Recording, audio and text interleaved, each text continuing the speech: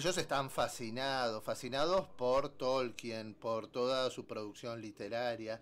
Y vamos a ver qué es lo que piensan, cómo viven y cómo se expresan los Tolkien cuando hemos conocido recientemente el estreno de la película El Hobbit. Buenas noches, Nacho Cesio, bienvenido a Concepto y a Contrarreloj. ¿Cómo te va? Buenas noches, muchas gracias por la invitación. ¿Desde cuándo sos Tolkien? ¿Y desde cuándo? ¿Cuándo fue la primera vez que lo leí? Sí, o ¿desde cuándo te metiste en este grupo de los Tolkien? Y yo en ese grupo entré hace un poco más de, hace casi 6 años, pero lo había leído hace bastante más. ¿Y cuántos años tenés, Nacho? Tengo 21. 21, y a los 15 te metiste con los Tolkien. ¿Y cómo es este grupo de los Tolkien? ¿Qué hacen? Es una asociación civil sin fines de lucro de carácter literario. Sí. Lo que hacemos es promover el estudio y la difusión, en primer lugar, de la obra de J.R.R. Tolkien, Sí. partiendo de ahí del género fantástico y de ahí a la lectura en general. Nosotros tenemos reuniones mensuales en distintas filiales, en distintos puntos del país, Sí. que hacemos justamente una reunión en la cual se da una actividad que puede ser una charla o distintos tipos de cosas. Sí. Y periódicamente tenemos eventos, bien por cada filial tiene su propio evento y nosotros tenemos, y también está el anual, Sí. que lo hacemos todas juntas. Y ahí en esos eventos van caracterizados, ¿no? Van utilizando el vestuario que tiene que ver con la obra de Tolkien, ¿no?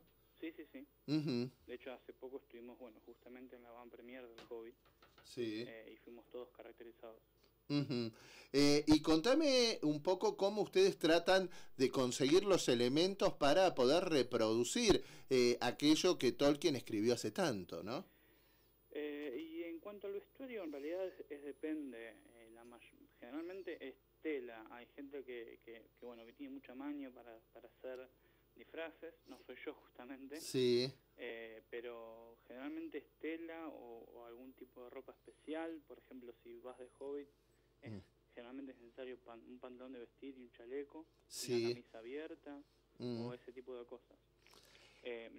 La mayoría, el problema es que en los libros no hay demasiada descripción de ropa, entonces se abre un poco a la imaginación de la persona que lo va a hacer el disfraz.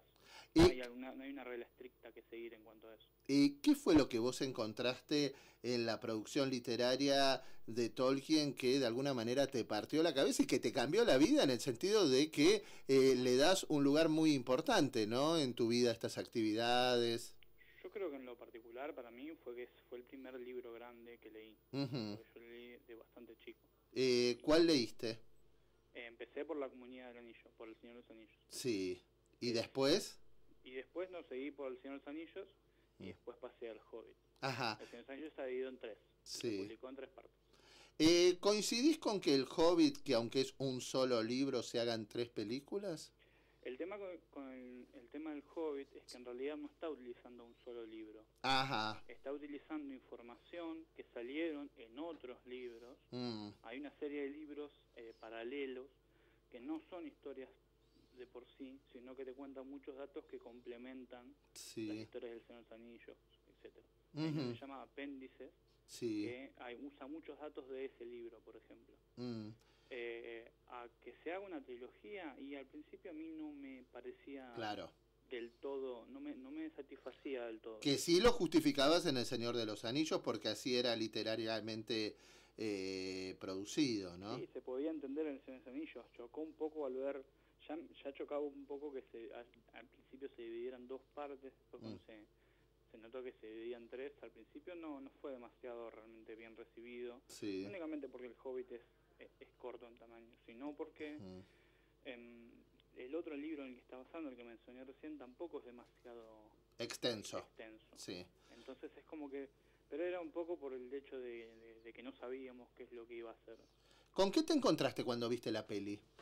Estuvieron en el avant premier, me dijeron, ¿no? Y después fuimos de manera particular al estreno. Sí. ¿Y en qué formato lo viste? En los dos. Ajá. En la avant premier lo vi en 3D, pero en 24 frames per second. Sí. Y después en el estreno lo vi de nuevo en 3D y 48 frames per second. ¿Notaste diferencia entre los 24 y los 48? Sí, hay una diferencia enorme. ¿Por qué? porque no se te desenfoca tanto la vista. A mí el 3D, por ejemplo, me hace doler mucho la cabeza. Claro, y es ver casi a la velocidad de la vida misma, ¿no? Es...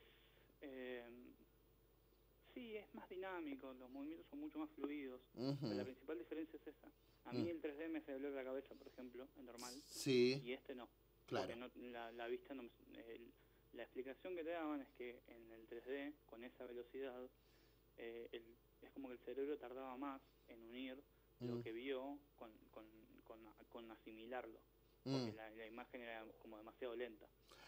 Nacho, si vos tuvieses que definir a la gente que va a la Asociación Argentina Tolkien, o a la Asociación Tolkien Argentina, mejor dicho, ¿cómo de algún modo los describirías? ¿Qué elemento tienen en común? ¿Hay algunos intereses o formaciones parecidas? ¿O me dirías que gente de todas las edades y de todas las formaciones? Mira, yo creo que el único elemento común que hay en todos nosotros es el placer que tenemos al leer. Voy a decir Tolkien nada más, porque hay muchas clases de gustos, pero después es un grupo muy, muy heterogéneo. Hay gente como yo, de joven, gente más chica que yo, hay gente mucho más grande, hay gente ya con familia, gente de alrededor de 50, 60 años que sigue estando. Sí. Ahora, seguramente que El Señor de los Anillos no lo leíste una vez. No. En cada relectura, ¿encontrás cosas diferentes en función de tu maduración, de tu edad? Yo lo leí por primera vez a los 6 años y no entendí todo. Claro. Yo creía que sí. ¿A los 6 años lo leíste por primera vez? Sí, la primera vez. ¿Y quién te lo acercó? ¿Tu viejo, tu vieja? ¿Cómo fue? No, estaba acá en casa. Creo que lo tenía mi hermano. Sí. Lo encontré y bueno. Sí. ¿Y entendiste? No, había muchas cosas que en realidad es como que yo le buscaba una explicación. Sí. Con la maduración que tenía en ese momento yo decía, bueno, será así. Pero a medida que después lo volví a leer, cuando iba creciendo y iba viendo otras cosas, lo iba entendiendo de otras formas. Incluso hoy en día voy entendiendo otras cosas del libro. Ya no únicamente del libro en sí, sino relacionadas con, ¿cómo sería? Más la moral o la política o otros significados que yo encuentro en el libro. Nacho, hay juegos de rol a partir de esto, ¿no? Sí, está... En realidad hay varios. Hay uno que se desarrolló primordialmente que se llama MERP, Middle Role Playing, que lo hizo una empresa que ya no existe más y el juego no se actualizó más. Pero ahora hay otras formas de juego que no son estrictamente del Señor de los Anillos, pero que se adaptan para usar todo ese mundo. Nacho, por último, ¿qué te pareció la película? A mí me gustó. Hay mucha controversia todavía. Sí, ¿la controversia por qué lado viene? ¿Por las licencias que se tomaron un poco al contar la historia? Sí, hay unos cambios argumentales un poco cuestionables. A mí hay algunos cambios que se hicieron que tampoco me gustaron. ¿Cómo qué? Y, por ejemplo, hay mucha gente que no está de acuerdo. Hay un personaje antagonista que ponen en la película, que es un orco que se llama Azog. Y en el libro, en realidad, ese orco jamás aparece porque ya estaba muerto hace mucho tiempo. El que aparece, en realidad, que no sé si va a aparecer en la película, es el hijo. Pero hacer aparecer ese orco es un cambio muy importante. Hay gente que no está muy de acuerdo en cómo caracterizaron ciertos personajes o cómo presentaron al nigromante, que era harina de otro costal en realidad.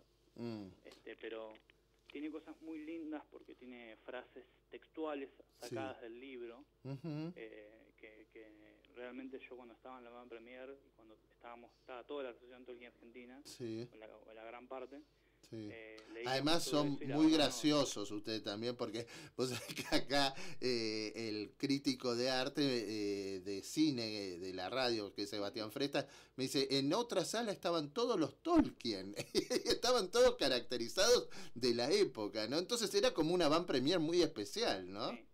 Sí, realmente. Sí. Por último, Nacho, y desde lo visual, desde la imagen, desde la fotografía, desde el vestuario, la peli. Como siempre, igual que la anterior, excelente. Especialmente la música, excelente.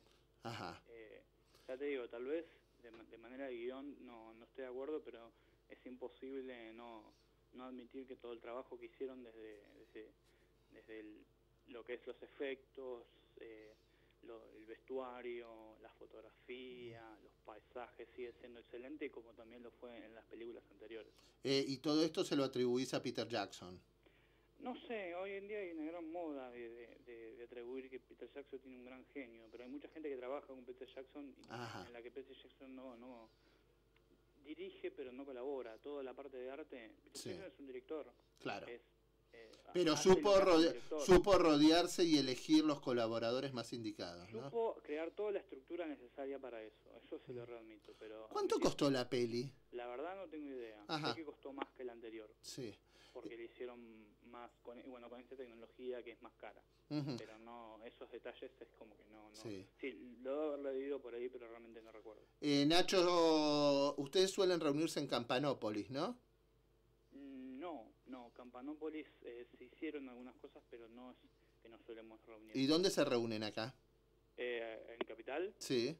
En Capital las reuniones todavía no están fijas, porque bueno, hay todo un tema últimamente de que todos los centros culturales o se están volviendo centros políticos o están desapareciendo.